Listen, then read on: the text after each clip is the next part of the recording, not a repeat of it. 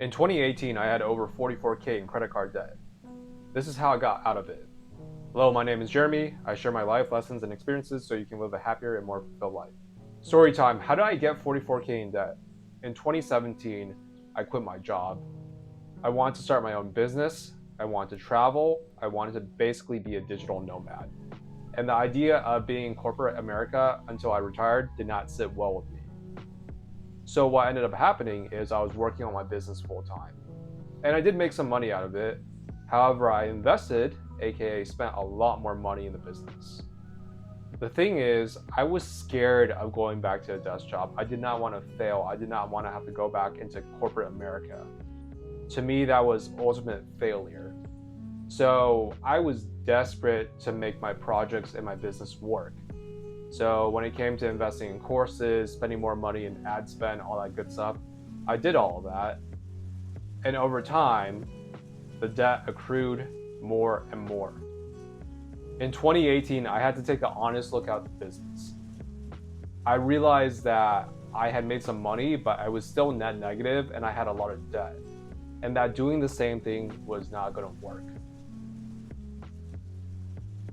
Step number one, I had to prioritize paying back debt. Paying back debt was my number one financial goal.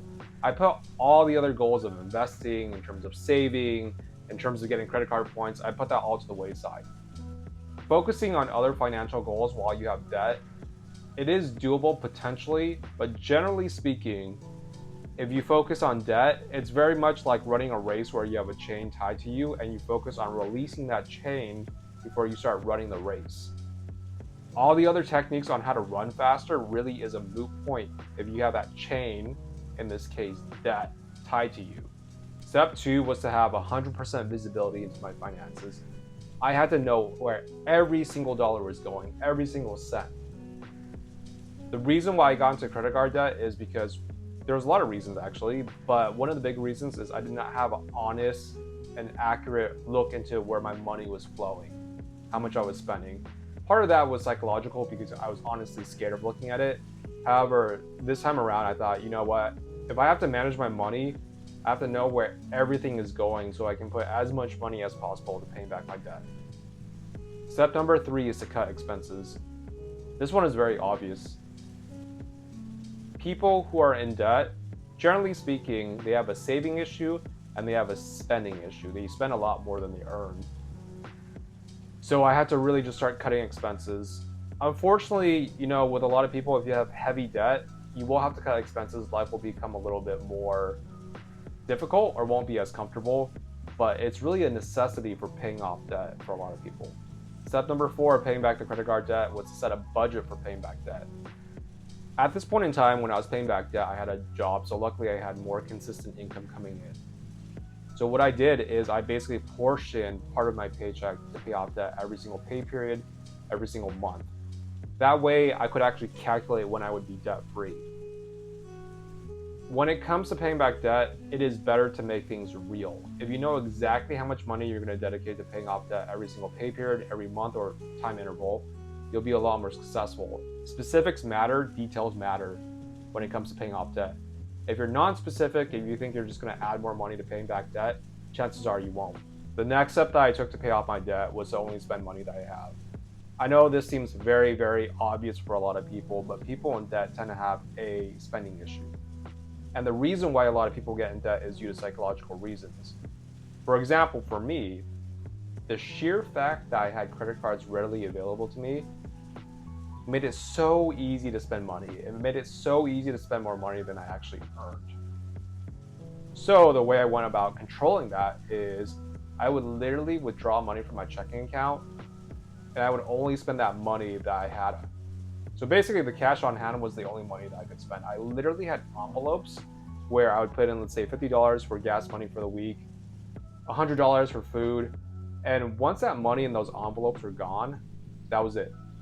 For a lot of people, you might really benefit from actually hiding your credit cards, giving your credit cards away to family members for them to safekeep so you can't touch them, deleting them from your online account so you can't spend that money from the credit card. For some people, if you really cannot control yourself and you know that you're going to find a way to get the credit cards back, you might have to just shut down the credit card and literally cut up that credit card, because the root of what drives people to spend more money than they earn and get into debt, it's psychological. So this is a very, very strong structural solution to make sure that you don't actually spend money that you don't have. The next step that I took to pay off my debt was to use a debt avalanche or snowball method. The debt avalanche method is to pay off the highest interest credit card first. Mathematically, this makes the most sense. The debt snowball method is to focus on the credit card with the smallest balance. And the idea behind it is more psychological. It's like once you actually start to see the balance go down, you actually feel progress towards paying off the debt, and that motivates you to continue spending, not spending in terms of accruing debt, but spending to like pay off the debt. So for me, I actually tried the debt avalanche method, which is the highest interest rate first. However, given that my debt was so high, I found it very, very, very demoralizing. So then I switched over to the debt snowball method, which worked for me psychologically. Because as I saw my balance decrease, I became more and more motivated to pay more money towards paying off my debt. The next tip that I have for paying off credit card debt or debt in general is to think about doing a balance transfer. You really got to do the math on this. A lot of cards will allow you to do a balance transfer where there's a balance transfer fee, but for the first year, there's not going to be any interest on the actual balance of the credit card. So if you think about the amount of debt that you have and you think about the balance transfer fee, and then you think about how much you're going to pay off in a year with a 0% interest rate on the balance of that credit card that you're transferring the balance to, will that actually allow you to pay off the debt faster?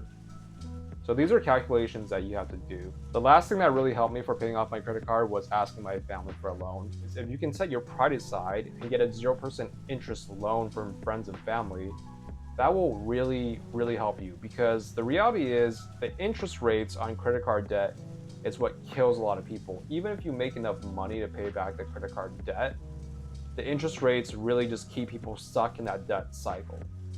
So if you have the means and you're willing to let go of your pride and ask family and friends for help, this could be a very viable option to helping you pay back your debt and not accruing additional interest from the debt. So there you guys have it, how I paid off $44K in credit card debt in 2 years. If you like this video, please like it, comment below, subscribe to this channel, share it with the people that you know. I appreciate you all. See you next time.